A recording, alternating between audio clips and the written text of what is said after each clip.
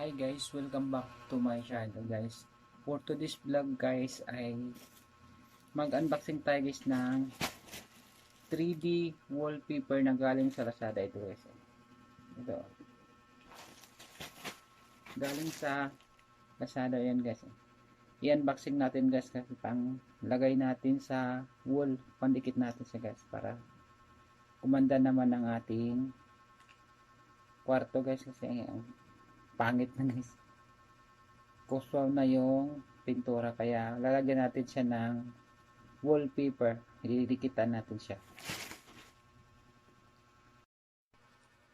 Before natin to guys i-unbox yung ating 3D wallpaper guys. Sa mga bago pa lang sa aking channel, huwag nyo kalimutan guys mag-subscribe at pindutin nyo na rin yung bell button para updated kayo sa ating mga susunod na video. Ito na guys yung ating 3D wallpaper guys. Bubuksan na natin siya guys. Punitin lang natin siya sa gilid para dahil lang bubuksan. Ito guys, mura lang to guys sa Lazada. Ang presyo nito guys ay may tag 7 pesos lang guys.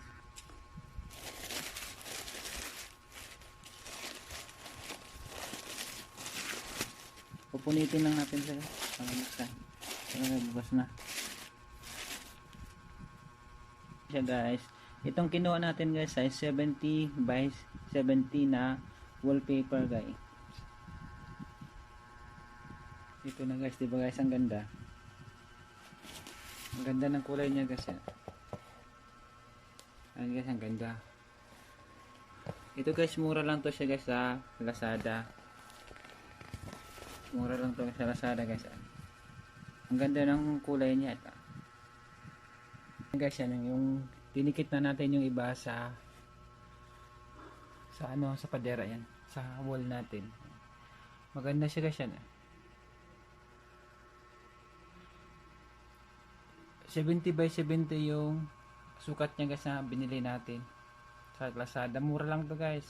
Nagdepende to siya sa sukat. Tag 7 pesos lang yung isa. Ito. Ayan guys, yung wallpaper.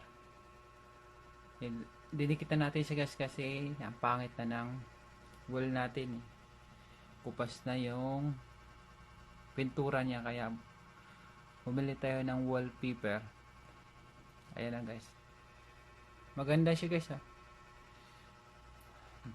Maganda siya, malambot ha.